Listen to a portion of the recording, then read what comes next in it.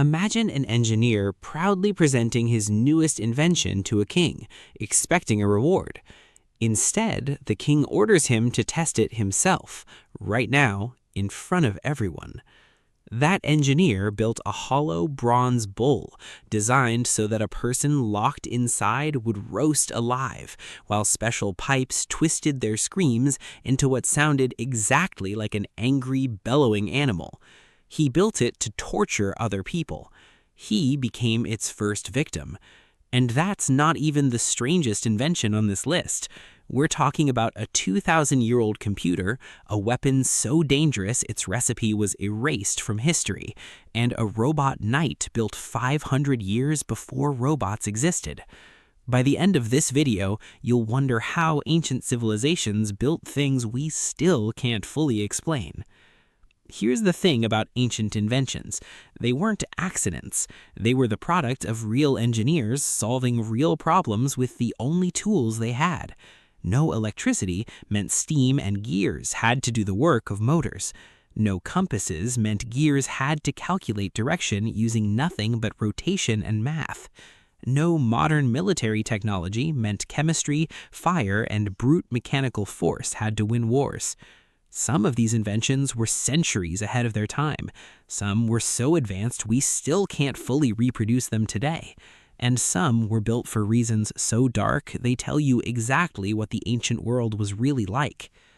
Let's start with the inventions that are impressive and build toward the ones that are almost impossible to believe.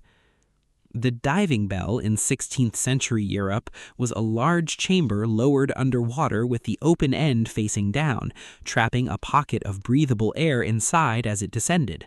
Divers could climb inside, ride the bell to the sea floor, and work for extended stretches without needing to surface for air.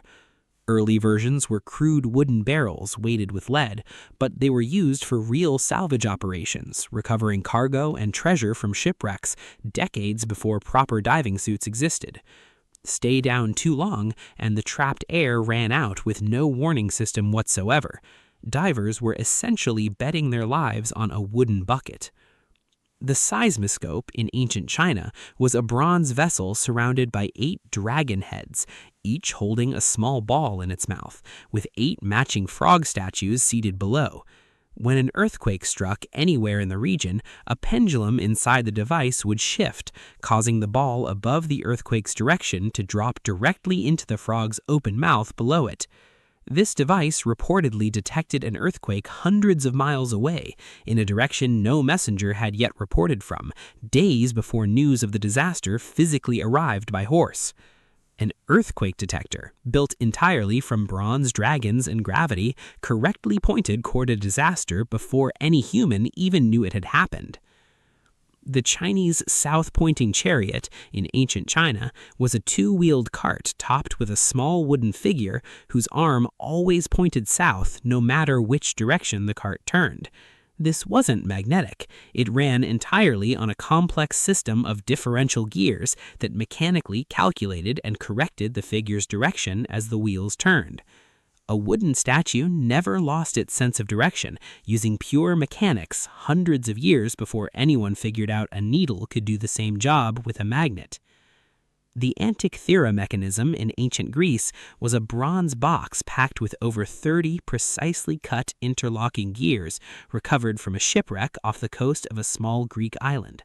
For decades, historians assumed it was just a strange piece of scrap metal, until X-ray analysis revealed it was actually a mechanical calculator capable of predicting solar eclipses, lunar cycles, and the position of planets years in advance. Nothing else this mechanically advanced would be built again for over 1,000 years, earning it the nickname the world's first analog computer. Someone in the ancient world built a working astronomical computer, then lost the knowledge to build another one for over a millennium. Hero's Aeolipile in ancient Alexandria was a spinning bronze sphere mounted over a cauldron of boiling water, with 2 bent nozzles that shot jets of steam in 2 opposite directions to spin the sphere rapidly. This was, functionally, the world's first known steam engine, built almost 2,000 years before the Industrial Revolution made steam power the foundation of modern civilization. It was treated as a clever party trick, a philosophical curiosity used to entertain guests, rather than a tool that could power machinery.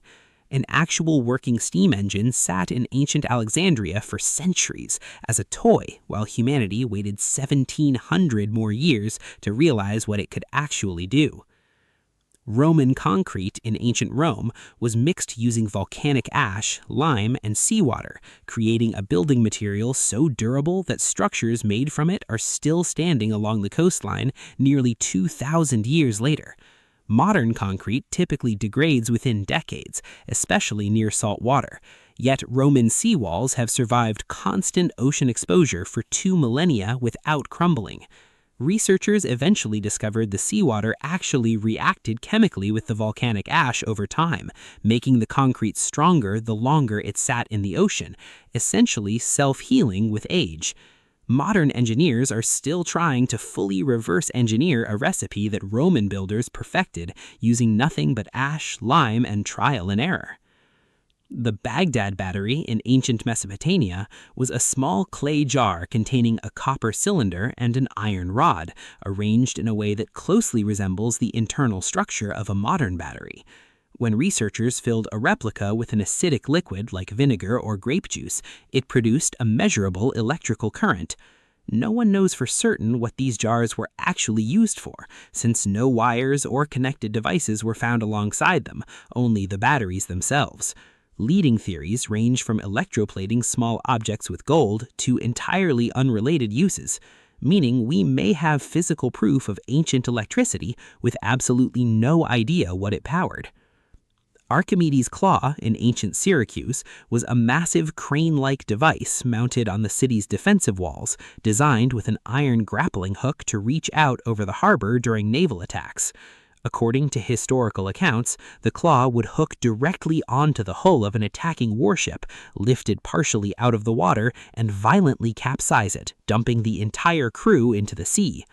Roman soldiers reportedly became so terrified of the device that they started panicking and retreating at the mere sight of a rope or piece of timber appearing over the city walls, assuming it was the claw again. A single mechanical crane became so psychologically devastating that enemy soldiers started fleeing from ropes.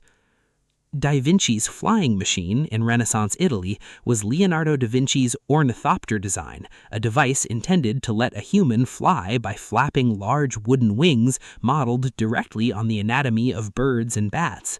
Da Vinci filled entire notebooks with detailed sketches, gear ratios, and mechanical studies, treating human flight as a solvable engineering problem, centuries before the Wright brothers ever figured out what flight really took. The design was never successfully built or flown in his lifetime, since human muscle power alone is simply not strong enough to generate the lift real flight requires. He was correct that flight was mechanically possible, and wrong about the one detail that mattered most. A human body was never going to be the engine. The mechanical knight, also designed by Leonardo da Vinci, was a suit of armor rigged internally with gears, pulleys, and cables, capable of sitting up, waving its arms, and even opening and closing its jaw.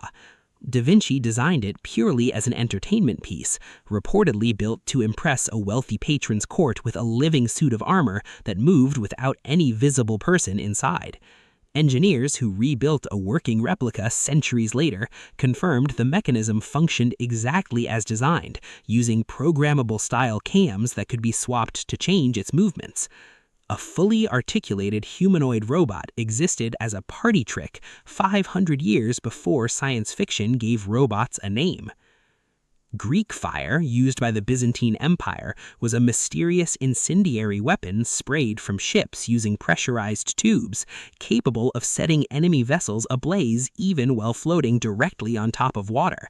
It clung to wood, sails, and even skin, and attempting to extinguish it with water reportedly made it burn even more violently. The formula was considered one of the empire's most closely guarded state secrets, known to only a small handful of people at any given time, deliberately never written down in full. The secret died with the empire itself. To this day, no one has definitively recreated the exact original formula. You'd think a forgotten weapon that burns on water is the strangest thing humans ever engineered. It's not even close. The brazen bull in ancient Greece was a hollow bronze bull commissioned as a new form of execution, large enough for a person to be sealed completely inside through a door on its side.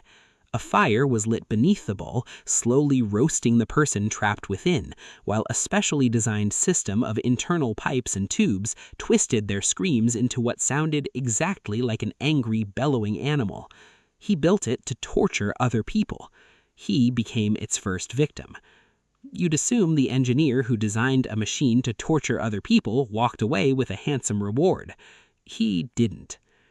The man who built the brazen bull was a craftsman named Perillus, who personally presented it to the tyrant Phalaris of Sicily, expecting payment and praise. Instead, Phalaris ordered Perillus to climb inside first to demonstrate exactly how realistic the bull's sound effects truly were. Perillus was sealed inside his own invention, and the fire was lit beneath him, making him the very first person ever tortured to death by a device he had designed himself. Some ancient accounts even claim Phalaris pulled him out at the last moment, only to throw him back in and finish the job anyway. The engineer who invented a machine to torture other people became the first name on its list of victims. And that's the thing about ancient invention. Genius and horror often came from the exact same mind, built with the exact same tools, for reasons that made perfect sense to the person holding the blueprint. What are we building right now that history will look back on with the same mix of awe and horror?